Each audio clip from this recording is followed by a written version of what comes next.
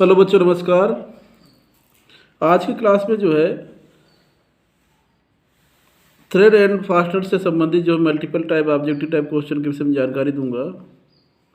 पहला क्वेश्चन है, निम्नलिखित ऑपरेशनों में से किसका प्रयोग ड्रिलिंग के दौरान होल के एज मतलब होल का कॉर्नर पर बनी बर को साफ करने के लिए किसका प्रयोग किया जाता है? Counter sinking, counter boring, spot facing और फाइलिंग द्वारा चैम्फरिंग। देखिए क्वेश्चन क्या है, आप इस जो ऑपरेशन दिए हैं इन ऑपरेशनों में से किसका प्रयोग ड्रिलिंग के दौरान, ड्रिल यानी होल करता है तो होल के एज या कॉर्नर पर बनी बर को साफ करने के लिए किसका प्रयोग किया जाता है? तो यह हमारा जो है काउंटर बोरिंग होगा। काउंटर बोरिंग जो है जब होल करते हैं तो उसका जो बेस का सतह होता है उसके कॉर्नर जो है उसको पूरा राइट एंगल में करने के लिए जो है राइट एंगल में होता है। अगला है, रिवट को उसके अर्थात किसके व्यास के द्वारा निर्दिष्ट किया जाता है? हेड के द्वारा, टेल के द्वारा, सैंक के द्वारा और जो है उपरोक्त में से कोई एक। तो यहाँ जो है रिविट को जो है उसके सैंक के व्यास के द्वारा निर्दिष्ट किया जाता है। हमारा सैंक का ऑप्शन सही होगा। अगला है बीएसएफ स्क्रू थ्रेड्स का शीर्ष कोण कितना होता है? बीएसएफ यानी ब्रिटिश स्टैंडर्ड फाइन थ्रेड, ये स्क्रू थ्रेड्स का शीर्ष कोण कितना होता है? 30 डिग्री, 45 डिग्री, 55 डिग्री और 60 डिग्री। तो बीएसएफ का स्क्रू थ्रेड का शीर्ष कोण जो है 55 डिग्री होता है। अगला क्वेश्चन है बीए यानी British association thread. BA screw thread की गहराई कितनी होती है? 0.64 इंटू पी यानी पिच, 0.7035 पी, 0.6 पी और 0.61 पी।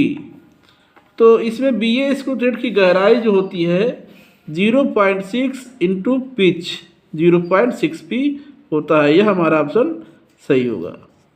अगला है, स्क्रू थ्रेड का पिच डायामीटर होता है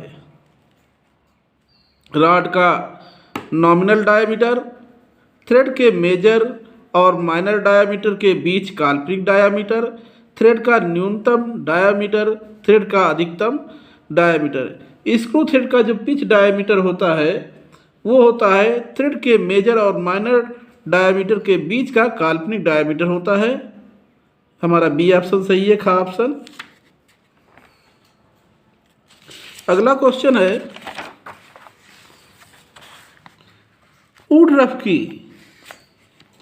ऊड रफकी का आकार होता है, किस प्रकार का आकृति होती है? टेपर के साथ गोल होता है, वृत्तखंड के आकार में होता है, आयताकार रेक्टेंगल होता है, टेपर के साथ स्क्वायर होता है। तो ऊड रफकी का आकृति जो है वो वृत्तखंड के आकार में होता है। अगला क्वेश्चन है सैडल की। सैडल की को फिट करने के लिए शाफ्ट पर कोई कीवे नहीं काटा जाता है, शाफ्ट पर लंबा कीवे काटा जाता है,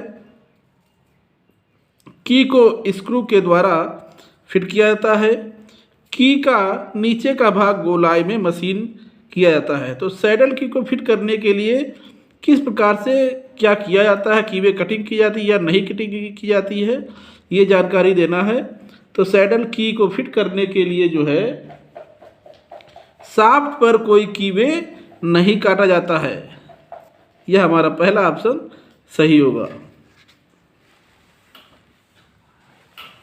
अगला है सेमी परमानेंट फास्टनर को हल्का गर्म करके अलग किया जा सकता है, आसानी से अलग किया जा सकता है, आसानी से अलग नहीं किया जा सकता है, किसी भी साधन से अलग नहीं किया जा सकता है।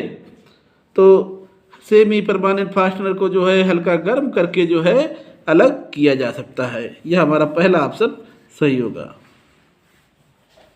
अगला है बीएसएफ थ्रेड का प्रयोग प्रायः किया जाता है, किसके लिए किया जाता है? बीएसएफ यानी ब्रिटिश स्टैंडर्ड फाइन थ्रेड का प्रयोग किसके लिए किया जाता है?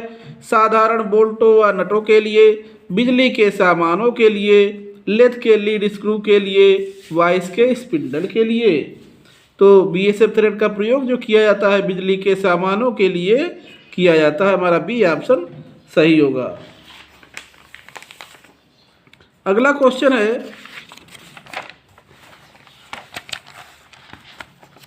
की एक डिवाइस है, की यानी चाबी, एक डिवाइस है जिसका प्रयोग किया जाता है मेटिक पार्ट की फास्टनिंग के लिए, मशीन को चालू करने के लिए, मशीन को रोकने के लिए, मशीन को कंट्रोल करने के लिए।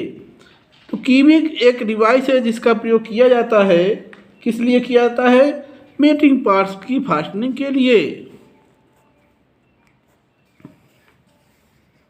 अगला क्वेश्चन है निम्नलिखित में से किस थ्रेड का प्रयोग मैकेनिकल जैक पर किया जाता है?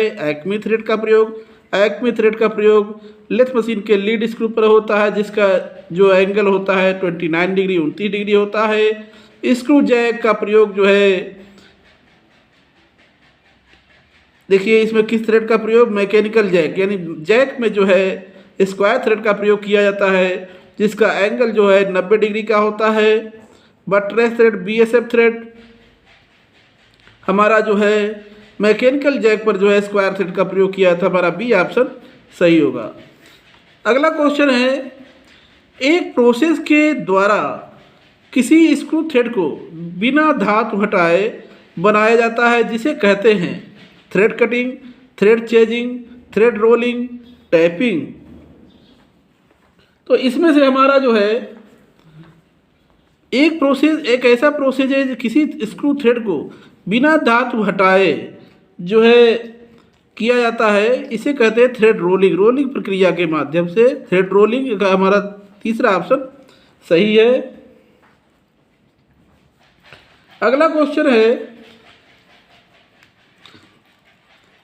एक नट में, नट यानी नट जो है नट में इंटरनल चूड़ी होती है, एक नट में बढ़ी हुई ऊंचाई होती है, इस बढ़े हुए भाग पर स्लॉट कटे होते हैं, इसे कहते हैं सान नट, स्लॉटेड नट, केसिल नट और पिनहोल नट। एक नट में जो बढ़ी हुई ऊंचाई होती है, इस बढ़े हुए भाग पर जो स्लॉट कटे होते हैं, इसे कहते हैं केसिल नट। हमारा तीसरा ऑप्शन सही होगा।